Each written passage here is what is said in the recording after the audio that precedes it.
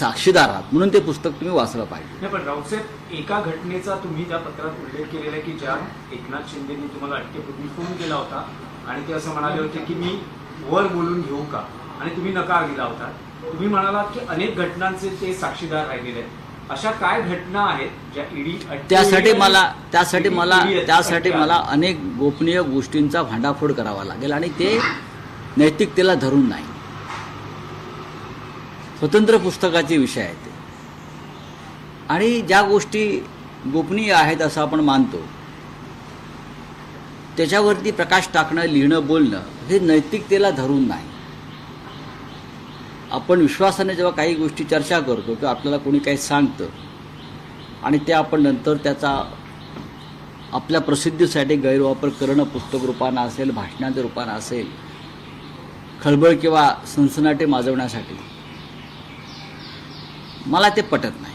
पण राऊतसाहेब, तुम्ही असं म्हणालात की हे पुस्तक देवेंद्र फडणवीसांनी वाचलं पाहिजे, हे पुस्तक अमित शहांनी वाचलं पाहिजे, नरेंद्र मोदींनी वाचलं पाहिजे, आता तुम्ही म्हणतात की एकनाथ शिंदेंनी वाचलं पाहिजे, पण एक प्रत तुम्ही राज ठाकरेंनाही पाठवलेली आहे. राज ठाकरेंनी हे पुस्तक का वाचलं पाहिजे? राज ठाकरे उत्तम वाचक आहेत.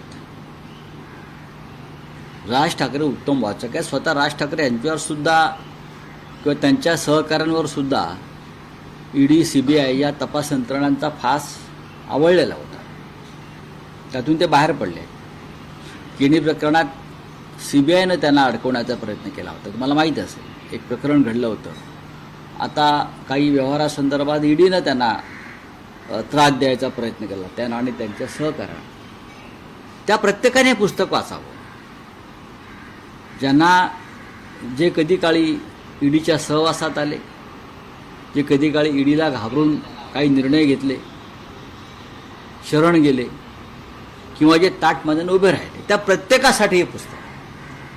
राऊतसाहेब, आणखी महाराष्ट्रातल्या राजकारणातला एक विषय आहे. देवेंद्र फडणवीस यांनी परवा एक्सप्रेस अड्ड्याला दिलेली मुलाखत अनेक अर्थानं गाजते, ज्यात शरद पवारांचं कौतुक होतं, उद्धव ठाकरेंवर टीका होती, वगैरे वगैरे. पण त्यातला आणखी एक असा मुद्दा आहे की त्यांनी आपल्या 2 सहकाऱ्यांच्या बाबतीतच एक विधान केलेलं आहे की अजित पवार आणि एकनाथ शिंदे हे संवादात कच्चे आहेत, असं त्यांनी म्हणताच NCP अजित पवार गटातूनही एक प्रतिक्रिया आलेली आहे की देवेंद्र